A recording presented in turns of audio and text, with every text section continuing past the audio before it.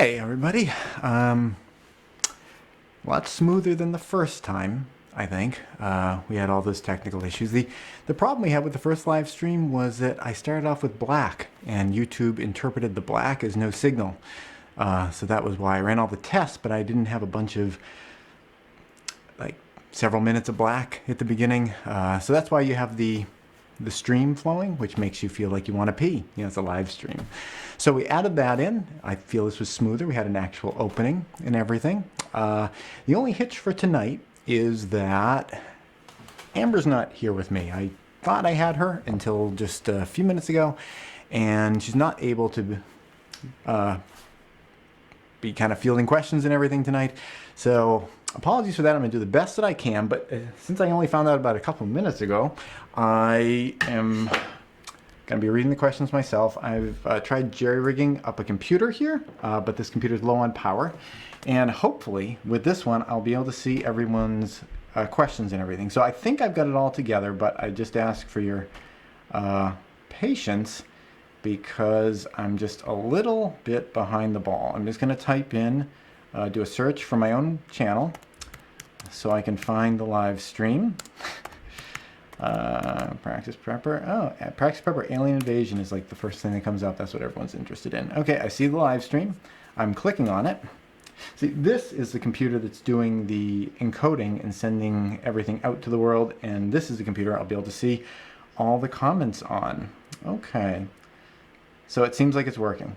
I'm going to do the best that I can. It's kind of an SHTF event going on, but that's fine because had a few different things ready for it. Extension cords kicking around, ready to go. The only problem is this, like I said, the computer is a little low on battery power, so we'll do the best that I can. Before we get going, though, I want to make sure that I thank some people that helped to make today's episode and everything possible. And this is specifically somebody that jumped on board to help with Patreon funding, and it's Jason. Jason, thank you very much for jumping on board. We haven't had a lot of traffic towards Patreon lately because I know it's just the Alien Invasion series was very exciting for everyone and got a lot of people engaged, and it was like every week I was doing the command video where I was like, hey, you know, I could use your help. Yeah, I still use people's help. It's very much appreciated, and thank you, Jason, for hopping on board. We're also doing super chats tonight. Normally Amber would be writing on my super chat shirt if anybody jumps in and you know, makes a super chat. I will do the best I can to write upside down and backwards on here. Maybe I'll do some upside down ones. I guess that would be totally fine. So let's jump right in. You know, these video live chats are about, you know, you guys asking me questions about any questions you have about what's going on in the series, things you'd like me to address a little bit more. And I will do the best in a half an hour between now and 9 o'clock to get to all the different questions we have here. So let's see.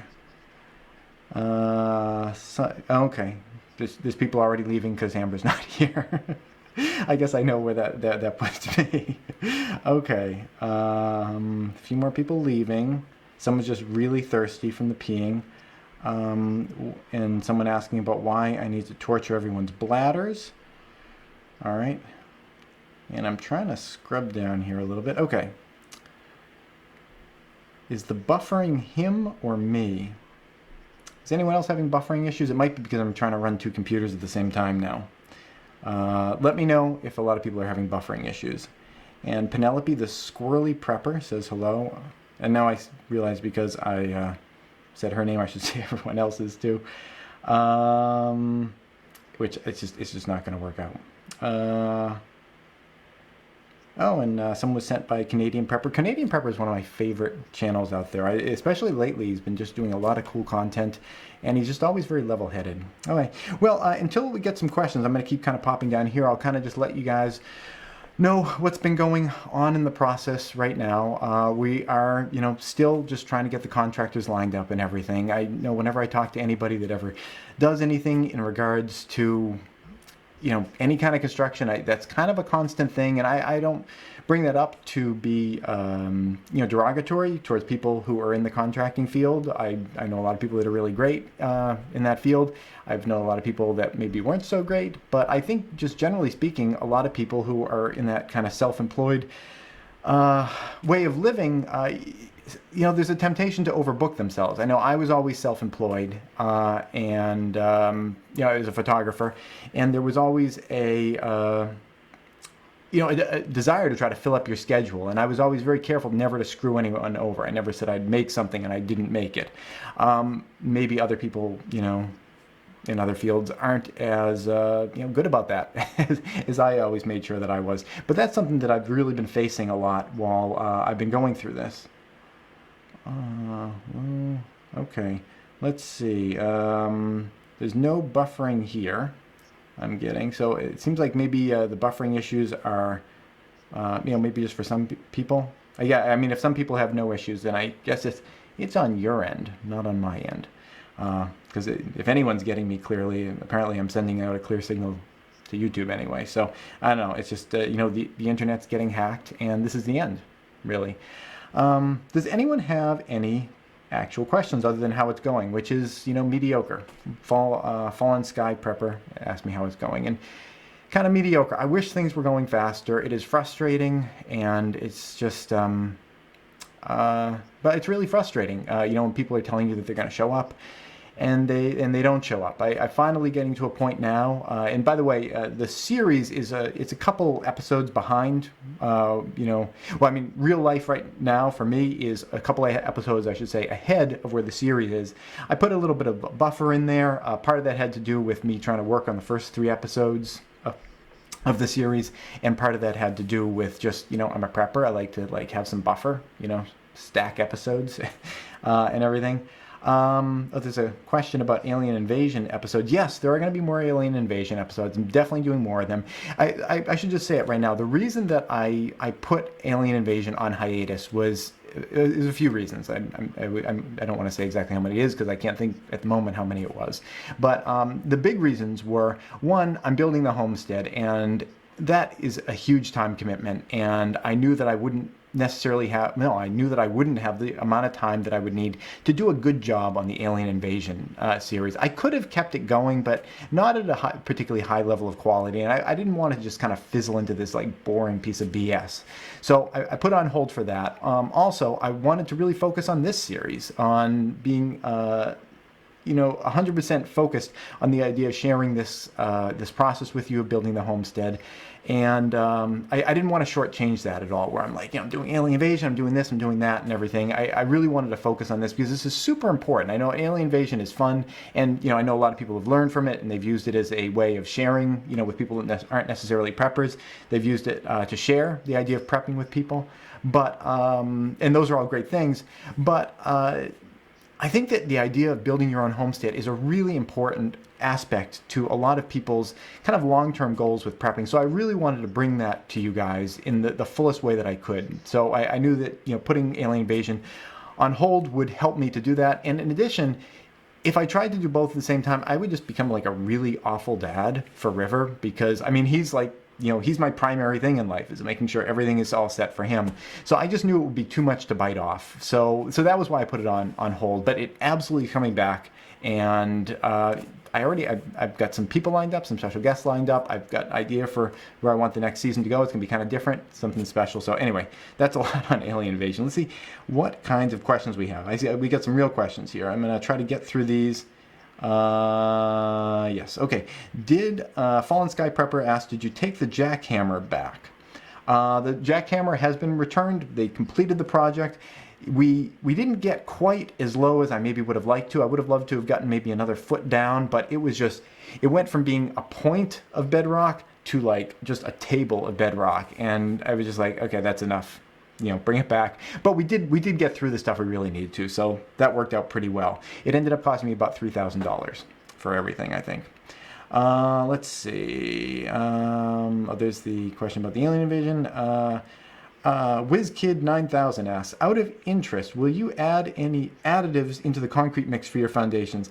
I would really love to not do that. And I'm not a chemist. I'm not someone that's an expert on concrete, but my sense is that if the additives helped the process, you would put the additives in all the time, even in the summer. By the way, what additives are is concrete needs to cure at a certain temperature. You don't want it to be too cold. You certainly don't want it to freeze. And you can put these additives in, which are salts, essentially. I think they're salts. And they allow concrete to cure even when it's kind of cold outside. And my sense is if those things were cool and helpful and didn't have any deleterious effects, people would just use them all the time, even in the summer. You know, hey, let's just throw them in. So my sense is that there's probably a little bit of a trade-off. So I'm trying to get away with it without doing that. I think we're going to be able to do it because of all the delays, because we're now getting into warm weather. Let's see. I'm sorry, one-man show here. Bleecker family asks, will you install a protective barrier over your greenhouse glass? Protective barrier. I'm not sure what you mean by protective barrier, Bleecker family. If you could, like, you mean UV protective, or do you mean protective from, like, holy crap, a tree fell on it and it shattered all your glass? Thank goodness we had that protection to prevent that from shattering. I'm not sure what you mean by that. If you could tell me what your angle is on that, I can answer you directly. You thinking Cecil Whiz Kid. Thank you, Ontario Homestead, for always putting me in my place, which is where I belong most of the time. Okay, A-Frame Homestead says, this will be our first year trying to can reusing jars from the grocery store. Any tips? Have you tried using them in a pressure canner? Okay, that's kind of off topic, but I've got a quick answer for you. I have used reused cans in a pressure canner, yes. And by reused cans, I mean like they were salsa containers. It was Newman's salsas, like little cans like that. And I was doing canned peaches. Canned peaches needed to be done in a pressure canner, and I pressure canned them, and they're all fine. None of them have lost their seal, and it all seems fine so far. Watch one of my episodes that's specific on that, about like the things you should be careful about if you're using the non-mason jars, but it's worked fine so far for me, and I have used them in a pressure canner. Let's see, what else we got? God, the screen's bouncing around.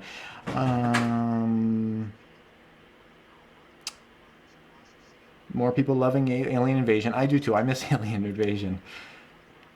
I can't wait for you guys to see the first episode of the second series. It's gonna be a hoot. I've got it all planned out. Okay, Fallen Sky Prepper's asking me, why did I move from the old homestead to the new homestead? A couple of reasons. One was that the old homestead was a little bit too close to a nuclear power plant. And I moved to that area, you know, not really being that familiar with nuclear power. I was kind of like, well, you know, people say crap about everything, you know, sure, it can't be that bad.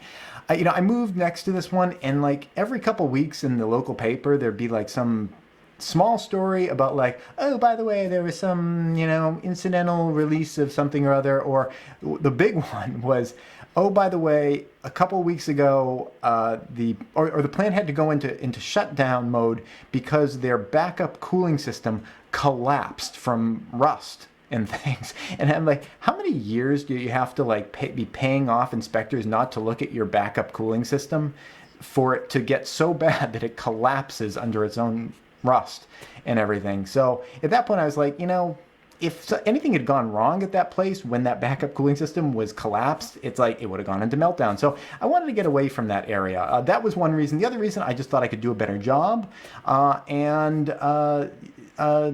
Yeah, it's kind of just, I thought I could do a better job doing it a second time. It's like the first homestead was the best structure I had ever lived in ever, and I think it's better than like anyone's house I've ever been in, except I visited Tom Elpel out in Wyoming once. He's a writer, one of my personal heroes. And by the way, how focused am I? Was I out of focus? I was supposed to be sitting up here originally. Okay, I think I'm in focus now. But yeah, it was a great structure, but I think I can do better the next time. So that was kind of the reason that I wanted to do that. Let's see, what else we got? Okay, the Bleecker family want to say to prevent shattering. Okay, yeah, the protective measure that I'm taking to prevent shattering of the glass is, one, it is tempered glass from, I'm getting it for free actually, pretty much. It's tempered glass from solar hot water collectors. I have been talking to the person that's going to be doing my solar hot water, and I don't know, we were just chatting for a while, and he said, oh, by the way, I have all these extra sheets of 4x8 like tempered glass, and I wish I could do something with them. And I was like, I have a place where you can bring those pieces of glass and get rid of them, and I would be happy to take them. So I'm going to be getting all of them, and I'm going to be using those. So it's nice strong glass. It's made for being outside and everything. And the other thing I'm doing, the protective measure to keep it from breaking, is that I'm just removing any tree that could possibly fall on it. I was pretty judicious about clipping trees at the last homestead, and I've grown much more liberal about trees on this one. It's just like, if in doubt, I'm just like, clear it back, clear it back. There's plenty of forest around here. Clear it back just to make sure that it doesn't fall in your house, or just, you know, if you later on you want to clip it because it starts rotting, it's a lot easier to clip it now before there's a house there. So that's how I'm going to prevent the glass from shattering. I had glass on my last place out, and like, you know, it would get ice and snow, like slamming down it, sliding down it. Never had a problem with it. So hope that helps. We never got like fist size hail though. We got fist size hail. I don't know, maybe like if I knew that was coming, I'd get some plywood out on it or something. All right, let's see. Penelope's got something. She says, I'm finding this new shortage scare of food has prompted more freezer stock up. Has it been something you have increased? Okay, a little off topic, but I can answer that. Yeah, I mean, I've been buying some things. I don't have much room in a freezer, but once I knew that there was a chance that prices were going to go up. Oh, by the way, just local circulars here. 99-cent turkey right there. 97-cent ham. It's like, if you're not familiar, there was like this huge controversy when I said there was like dollar meat, and everyone's like, what are you smoking? Well, what planet do you live on? And I was like, I'm sure there is, and there has been. Anyway. Yeah. So I haven't been doing freezer stuff, but I have been, just stocking up on like anything in the pantry that like, where my tubs were going a little low. I'm like, okay, well, I'll just reorder now. So if the prices bump up 10% or more, whatever, it's like I bought it on sale. So I've been doing that, but I haven't taken any drastic measures. But I have a pretty advanced pantry to begin with. So it's like, that's a great thing about being a prepper, is like when there's this stuff coming on, you don't have to run around like a chicken with its head cut off. You can just kind of, maybe top off a few things and not worry about it. That's why I love being a prepper. You don't have to worry that much. Okay, let's see. So someone's saying, thinking of adding strengthening agents, that there are some additives which make things stronger. For example, okay. So this is a reference to putting additives into the concrete, and someone's talking about putting metal shavings in. I've also heard of people putting like woven glass in there. I'm not going to be doing that. I don't live in a seismically active area. In New England, it's just, that kind of stuff doesn't really happen around here. Although there is a plume of lava coming up that in several tens of thousands of years might be reaching the surface. So got to worry about that. But here, we don't really have like earth shaking events and things like that. So I'm not going crazy. We'll have rebar in there, but that's all we're going to be doing. They're going to be 10-inch walls. Give them a little bit of extra like oomph also. Let's see. Celeste got over here. Celeste is one of our bouncers today. Thank you, Celeste, for showing up. Things are gonna, things were totally off. Look what happens, Celeste, when you're a little bit late to the show. It's like Amber's gone, blah blah blah. Okay, Professor Noodles, OMG. I don't know what that means, but it was so quick to read. It's like no big deal. Let's see. For a standard stove, like the one you have in the new one, is wood or coal or even anthracite. I don't even know what anthracite is. The best fuel.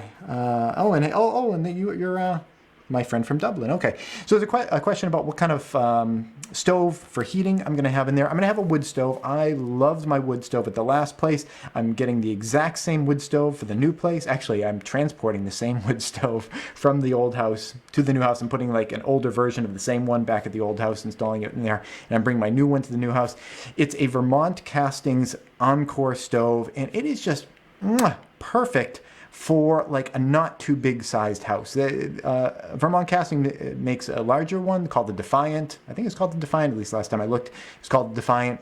It's like little bit of a bigger stove, but the Encore it's like not overkill, because if you have a really big stove, in order to get it like really cooking, you actually have to fill it up, and you don't want an oversized stove in like a house that's too small, because you're not going to get an efficient burn unless you like overheat your house. So the Encore is just really perfect. You can cook on the top of it. You can put little wings on the side of it, for warming things up and everything. It's just a really nice stove, and it has a window on the front. So if you're like me and you like to look at the fire, or like just kind of reference like, oh, is it going out or whatever, it's a great stove. I'm going to be using that again. I'm thinking also about putting in one of these in-flue ovens where there's the flue gases that come up, and these they're difficult to find and buy, but I found a couple places that have them. They always seem like they're like out of stock whenever I look, but I'm going to do an oven in the flue, so as the flue gases go up, they go around the oven and heat it up, and it's just kind of like whenever you're running the wood stove, you have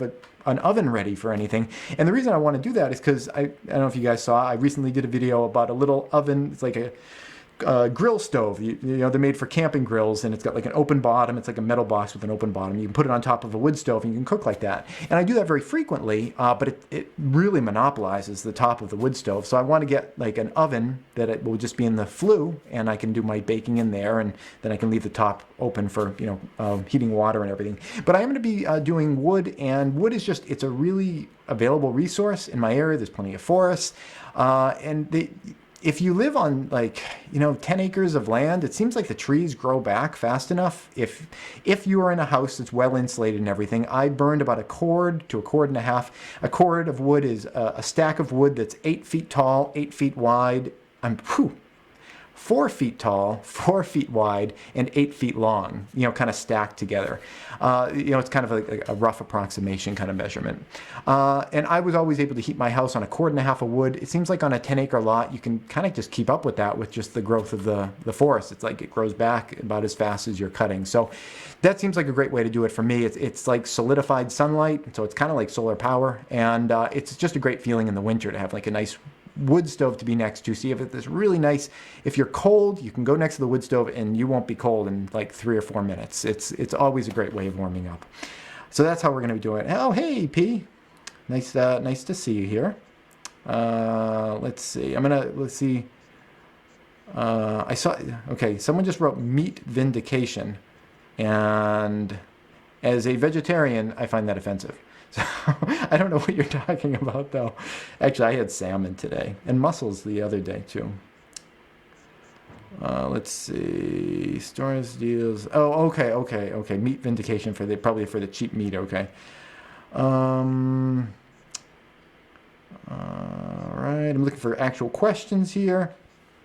Okay, so Man with No Tan his first time on Live Praxis. Man with No Tan is a big commenter. He's always popping in. He loves the Alien Invasion series. Me and the kids watch them together.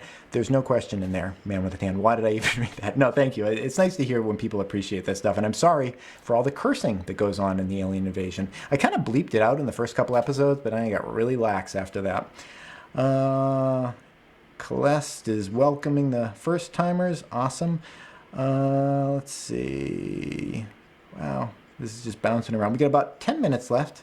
Anyone have any other specific questions? If you're thinking about doing your own homestead, I know a lot of people were talking about the idea of how much it costs to do a homestead. I've got a lot of comments in the comment feeds and stuff like that. And, yeah, the way I'm doing it right now, the one I'm working on is, man, it's like bleeding me through the nose with a lot of the expenses. But the way that I'm doing it in this series is not the way that you necessarily have to do it. I did a video, and it's called your I don't know how I label all of my videos. The titles are just off the wall.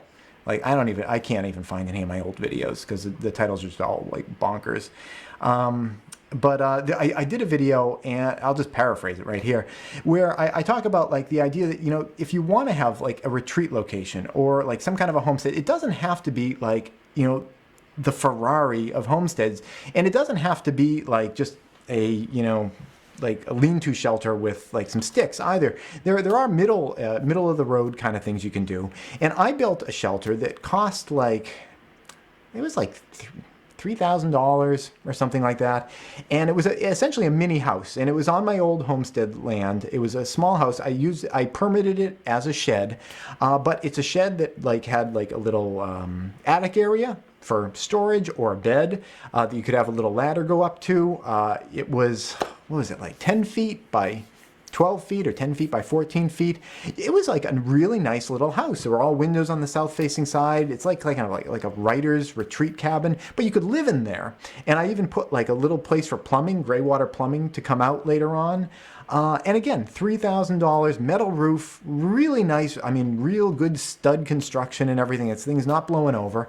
So if you're interested in building something, it doesn't have to be a super expensive process. Like in the foundation on that, I did myself with concrete block, pickaxed down through the dirt myself and everything, and did it for like the price of like a used car.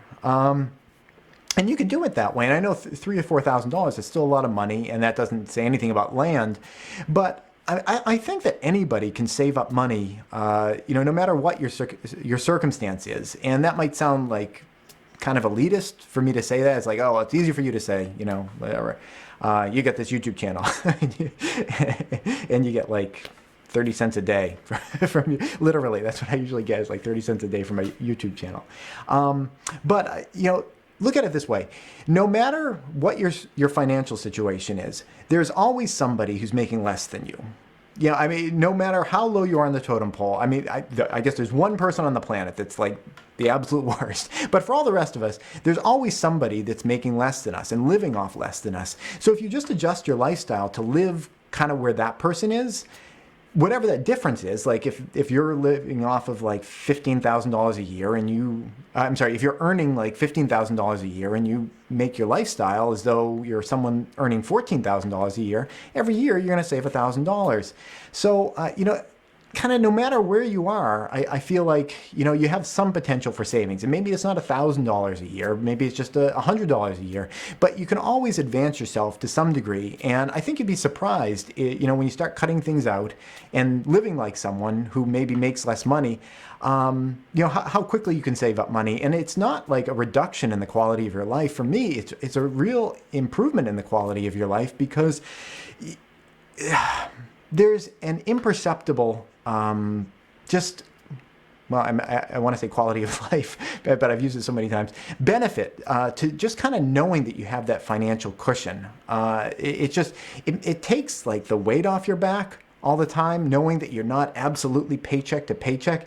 And that is a quality of life issue. That if you can get that for yourself, it's not just like, oh, it's so uncomfortable. I can't go out to eat. I can't do this. I can't do that. You're actually getting something. And it's not just that thing at the end of the road that like, well, I'm saving up towards something and then I'm going to get something. You're getting something right here and now when you start getting that little padding, because it really feels good to have that. And I know in my life, I've had some financial SHTF sort of situations, and having that kind of padding made it from something that would have been like existentially terrifying to like, this is just really irritating, this is really awkward, but it wasn't as bad as it would have been otherwise. So I think I've said enough on that. Anybody can really do it, small incremental steps, and you can set your goal to be whatever you want. It can be the whole house or just a retreat cabin somewhere that could sustain your family. Let's see what else we have here. I'm sorry, I'm not on point like Amber is.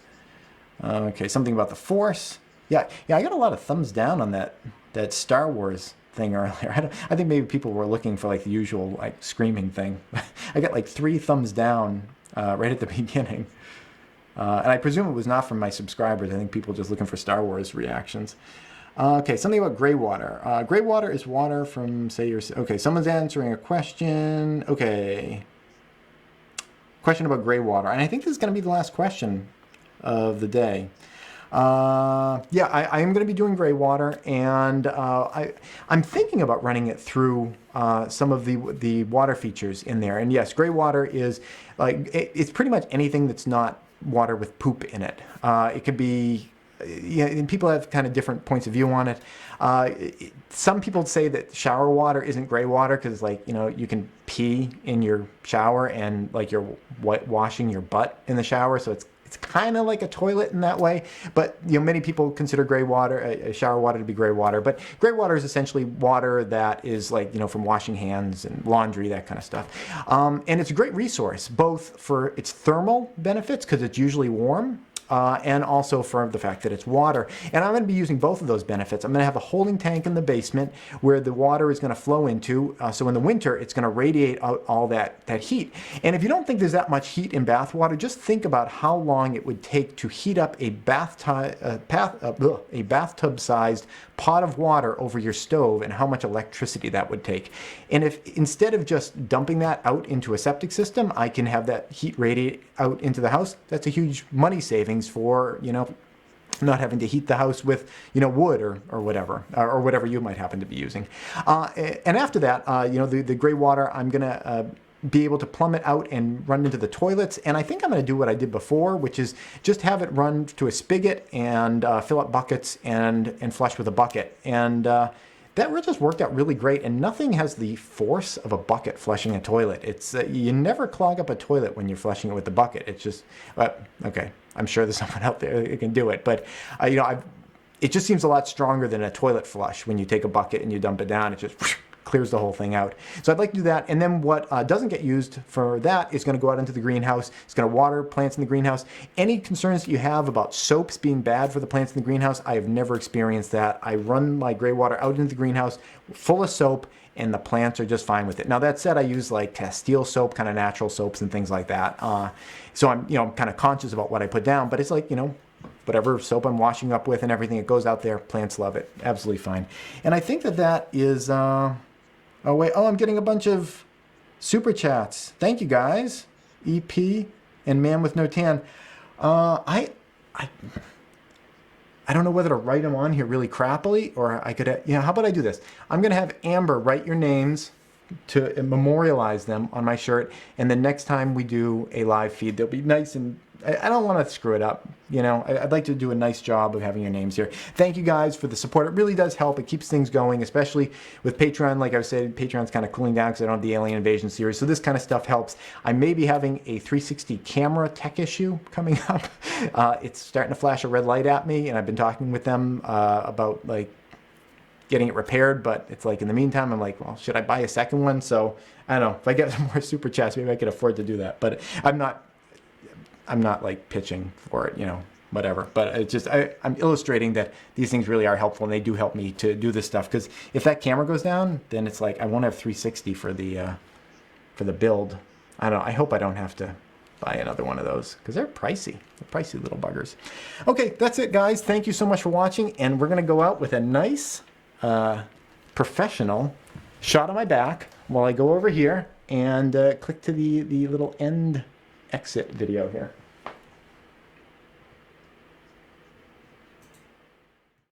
Please subscribe and tune in every Friday at 4:30 New York time for a new video. And if you'd like to support this channel, you can do so both through Patreon or PayPal.